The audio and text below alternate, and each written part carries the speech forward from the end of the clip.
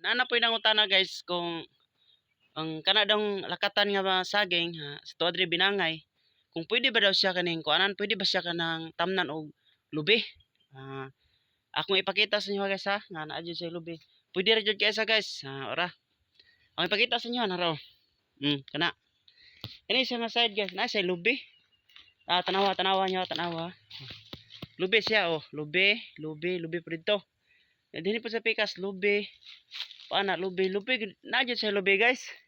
Mo to nga okay ra ang lubi basta ang naay saging. Sutihan lang tamo kay nakita naman yun yung video. Basta naay saging ay lang ninyo dulig tanom ang lubi pod para makalusot inyong lubi. Kay pila ra ang kilo saging yang lubi mahal ra ba? Para dili pod siya maipiktahan. Kasi ano yun? Distance na ko siya ni. Araw. Kuan raw nga tunga rag dupa gikan sa saging. Pwede ra na siya basta matabla lang gid siya. Ara gyapon oh. Tara dito. Sa malayo lang siya gamay sa saging. Ya mas nindot gid siya itunga ninyo. Patunga ninyo ang inyong lubi nga tanom kay production kuan man na siya kaning para mao man ay maghatag produkto ninyo. Ara oh. Pasani akong gipatunga. Patunga na ako. Okay ra guys siya. Para man ang linya oh. Tunga ra siya. Dito ra gyapon kan gyapon patunga ra gyapon oh. Nana ra siya. Pwede kaayo.